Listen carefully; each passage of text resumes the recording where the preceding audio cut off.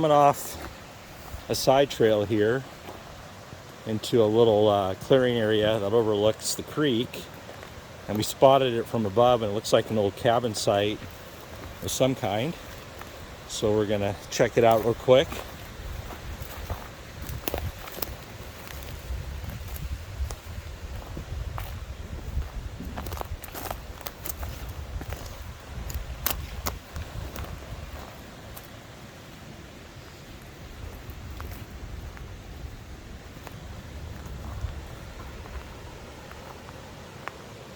Looks like there's probably a fire in this area at some point, or the cabin itself just was burned.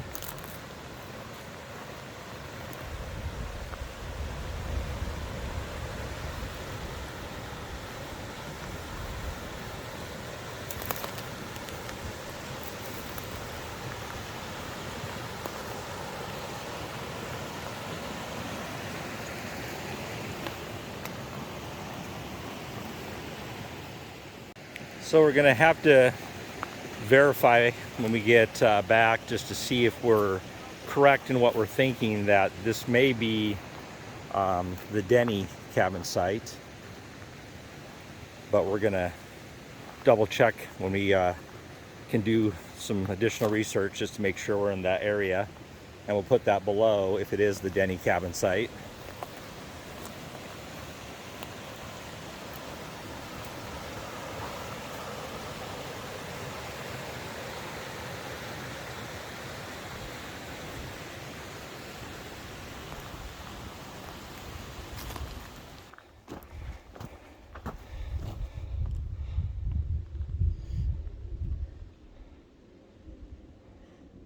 So as we were continuing up the trail here, we spotted what looks like a really old cabin site that we're gonna make our way down to and show you. Not 100% sure what this cabin was. There was a lot of cabins out here related to mining, kind of like the first one we saw that we believe was the Denny cabin coming in.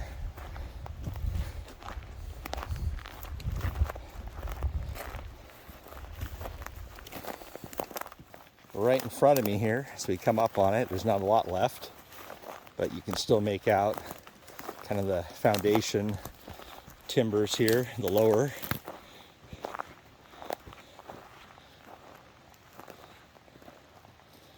There's a little bit of a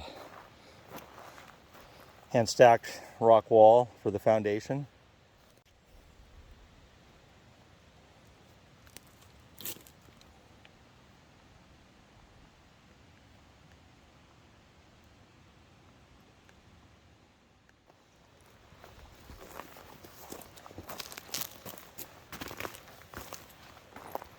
And it looks like some old stove parts, which is pretty common to see.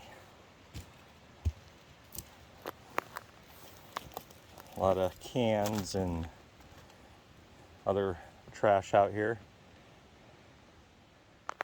Pretty cool to see. I always love finding remnants of structure and artifacts. Mines are cool.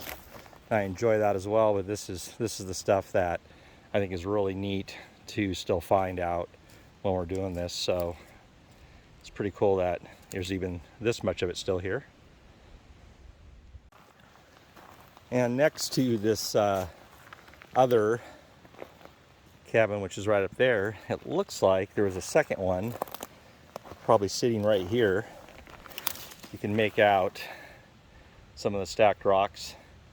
It looks like the timbers are long gone, but it's a flat spot right here, and there's some additional stone stacked on this side as well. So there was two cabins kind of side by side right here.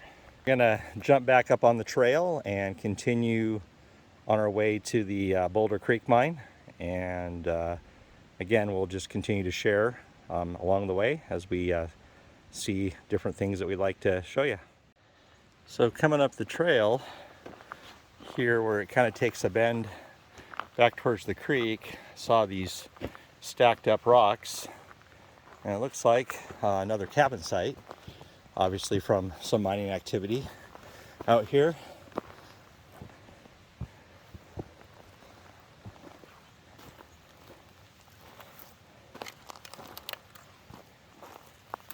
Again, some really old rusted debris and metal. Kind of see where it was stacked up here. Looks like over here there's part of a pipe and a fire brick.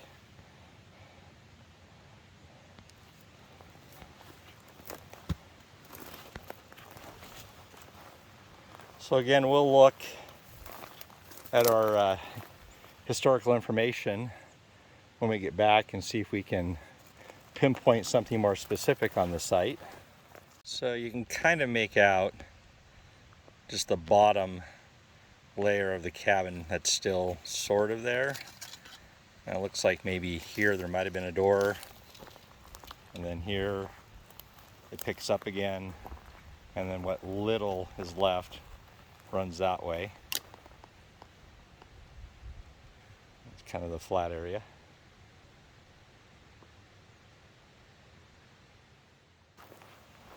And take a walk over this way. I see a few more chunks of metal, and let's see if anything's over here.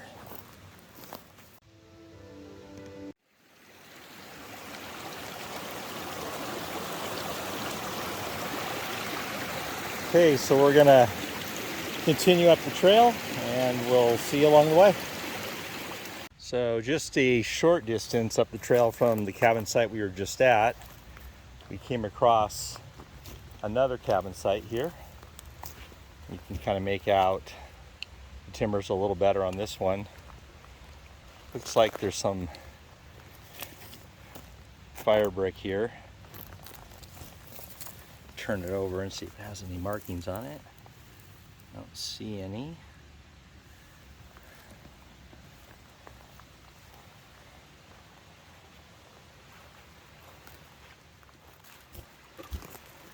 Another interesting area of note is up here. Kind of hard to see with the sun glaring, but it looks like some mining activity. So we'll try to see if we can figure out a way to check that out as well.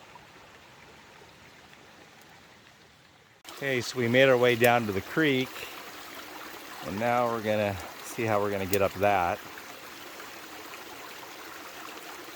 So hopefully here in a minute or three, we'll see you at the top. So unfortunately this one appears to be completely collapsed, but you just don't know until you go look. So energy wasted, information gained.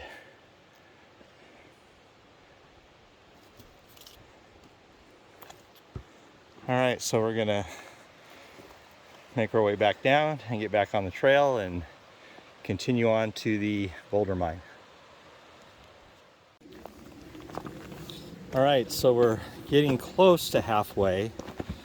Got some elevation change and a crappy rutted out trail. All in, this is like, I think 6 miles round trip, roughly.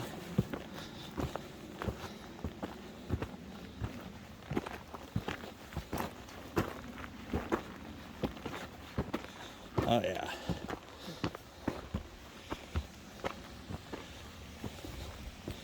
So we got a lot of up here. All right, we're gonna see when we get to the top. Okay, so we haven't been running the camera so we could preserve some battery power, but also these switchbacks and the elevation gain was quite a bit coming up, so didn't want to have you all listen to me huffing and puffing on the way up. But as soon as we kind of came to a flat, as we turned the trail corner, we came on this, looks like a cabin, a mining campsite. So we'll go see what's out here. So again, stove parts, Some fire brick, pots and pans. It's the fire brick. It's like a sardine can right there.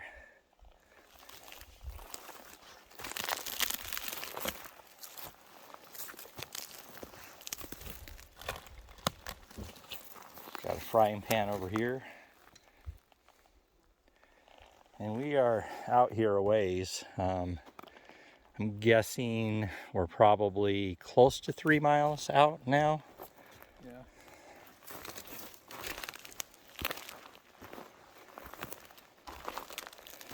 Yeah. So I'm not sure if this was directly associated with the mine we're headed to. I assume it would be, unless there's another workings right around here. But again, we'll do some research when we get back and pinpoint what this is, and we'll put it at the bottom of the screen.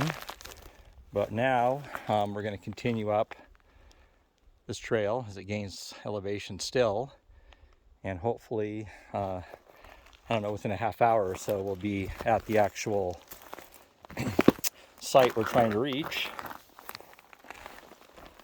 Just kind of show you some last bit of artifacts here. All right, so we'll see you very shortly. We've about reached the top of where we were headed, so we're just going to continue up this trail here.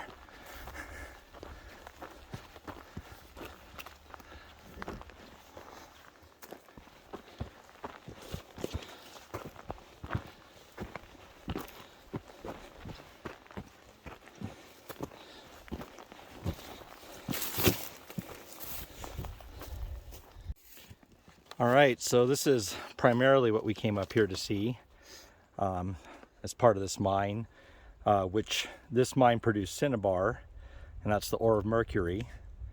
And so rather than try to transport the ore out of here, the owners of the mine built this Mercury retort here so they could process the ore here. And on this side, if we walk over here,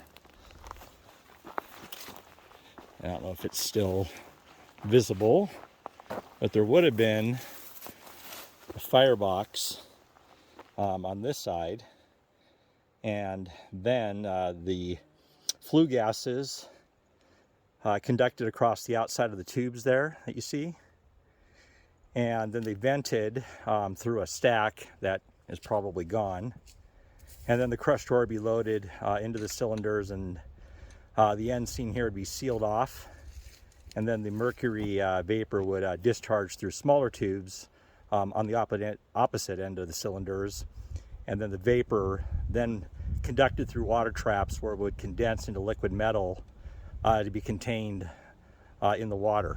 So kind of a complicated process there to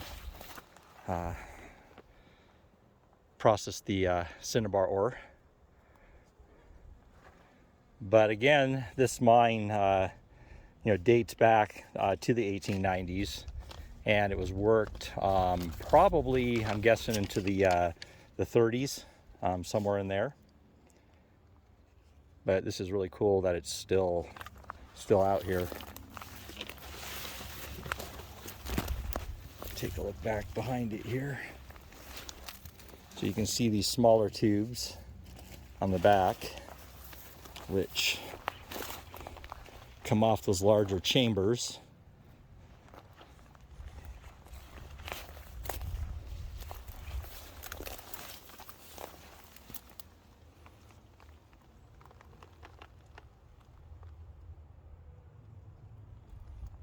And all these fire bricks have markings on them. They all look like they might be from, like, maybe Tacoma? I don't know. Or TCA rather, maybe not. I'm just misreading that.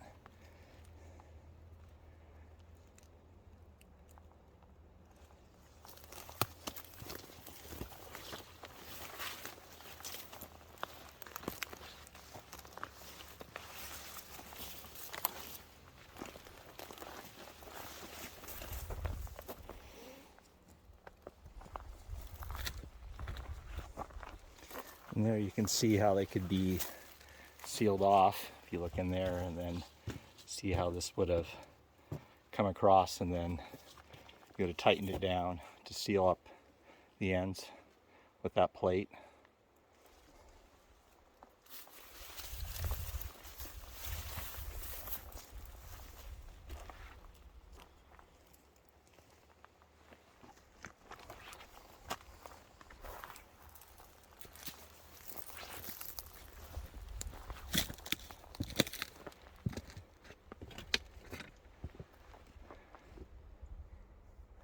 Okay, we're gonna peek around the area here and see what else we can find that might be out here, and we'll check back in with you momentarily.